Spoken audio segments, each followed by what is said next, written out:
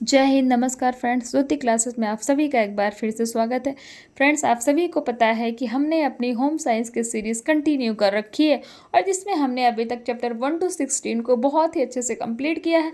आप सभी से रिक्वेस्ट है, अगर अभी तक आपने चैप्टर 1 to 16 के वीडियोज़ नहीं देखिए तो प्लेलिस्ट में जाइए, उसमें चैप्टर 1 to 16 की वीडियोज़ आपको प्रोवाइड कराई गई हैं और आप उनको देखिए। और हाँ, वीडियोज़ को पूरा देखिए। उससे फ्रेंड्स क्या होगा कि जब आप वीडियो को पूरा देखेंगे ना और आप सीरीज़ वाइज देखेंगे जैसे मैंने कराया है, तो आपको सारे ही चैप्टर बहुत ही अच्छे से समझ में आएंगे और पॉइंट टू पॉइंट चीज़ें आपके माइंड में जाएंगी।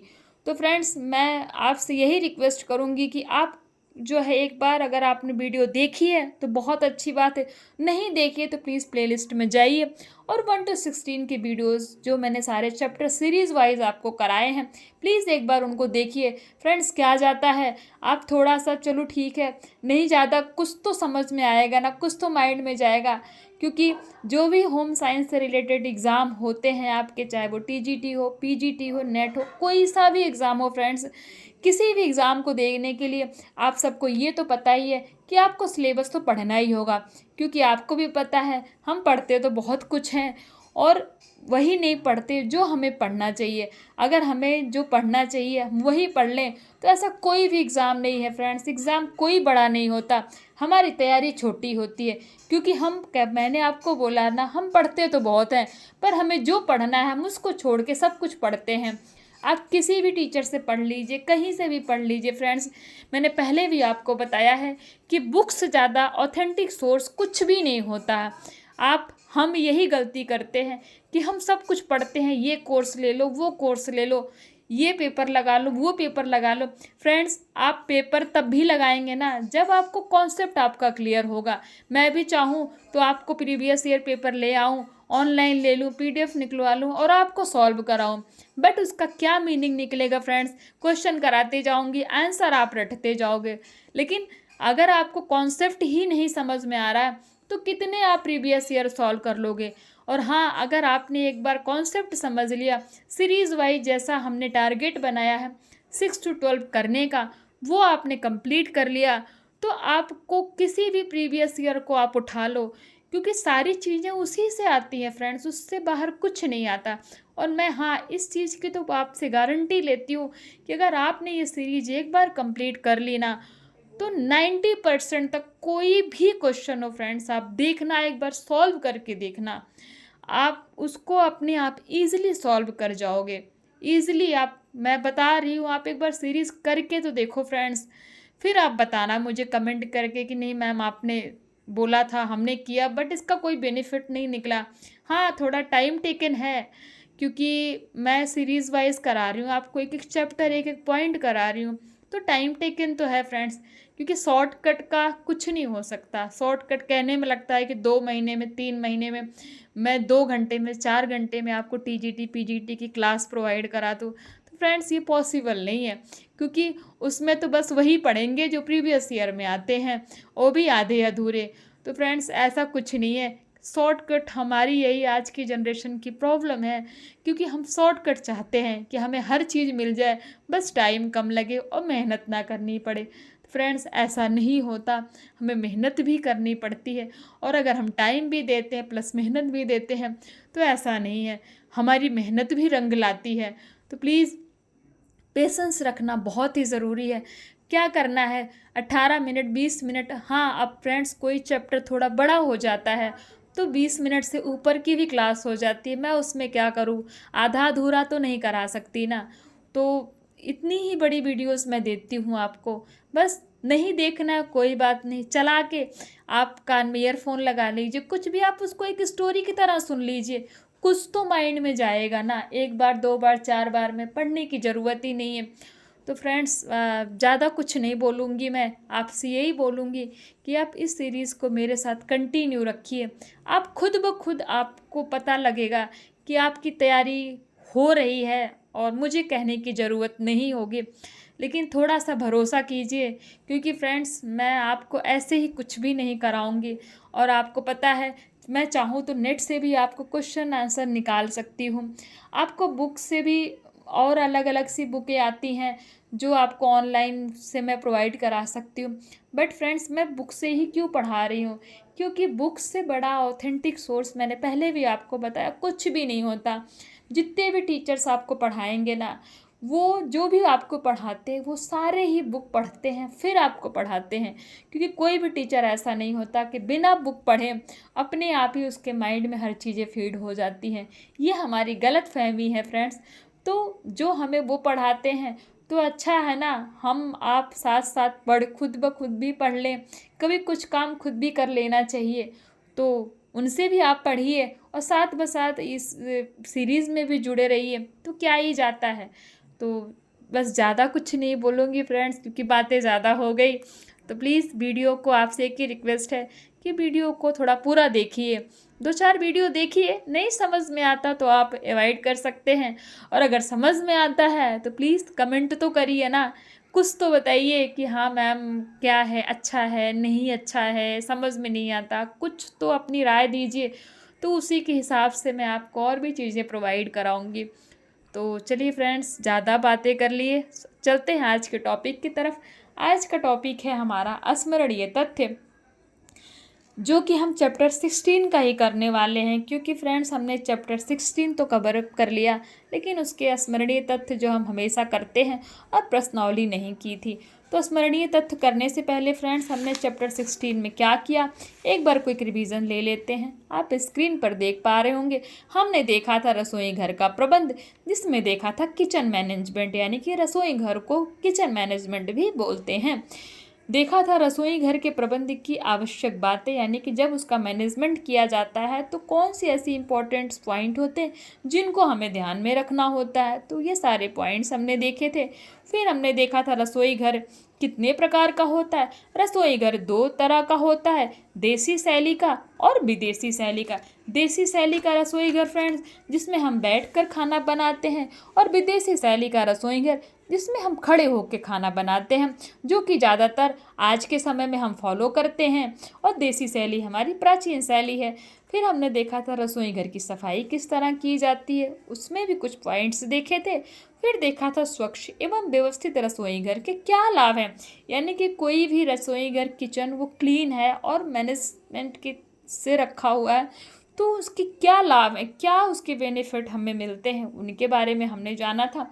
तो देखते हैं इस चैप्टर के स्मरणीय तथ्य। छोटा सा चैप्टर था, यही हमने किया था फ्रेंड्स।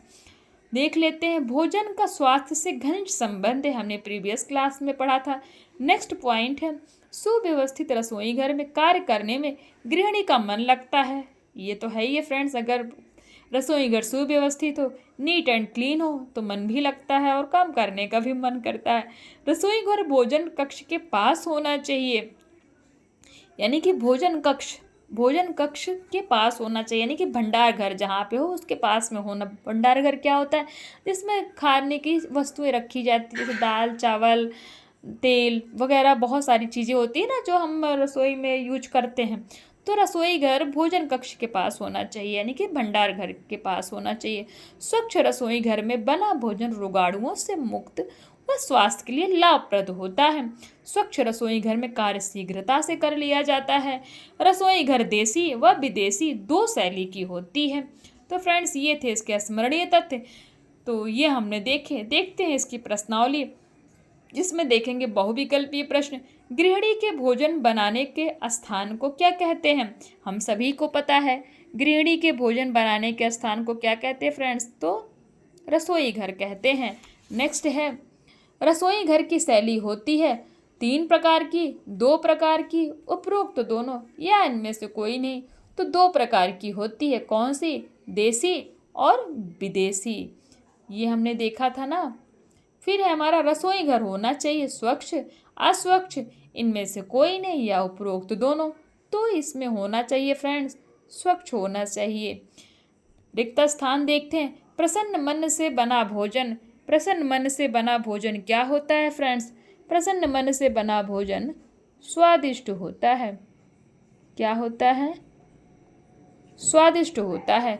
नेक्स्ट है डैश, बैठकर और सोने के कमरे से दूर क्या होना चाहिए? बैठकर और सोने के कमरे से दूर होना चाहिए। तो क्या दूर होना चाहिए? हमारा रसोई घर, रसोई घर। बैठक, बैठक मतलब जो हमारा डाइनिंग हॉल होता है ना, उससे। रसोई घर, बैठक और सोने के कमरे से दूर, यानी कि जो हमारा डाइनिंग हॉल, जो हमारे गेस्ट रूम होते हैं ना, जहाँ पे लोग आते हैं बैठते हैं, डाइनिंग हॉल, हम उसको बैठक बोलते हैं। तो बैठक और जहाँ हम सोते हैं उस कमरे से हमारा रसोई घर क्या होना चाहिए? दूर होना चाहिए। रसोई घर की खिड़की एवं दरवाजे कैसे होने चाहिए? तो जालीदार होना चाहिए। कैसे होने चाहिए? जालीदार होना चाहिए, जिससे क्या हो जाए?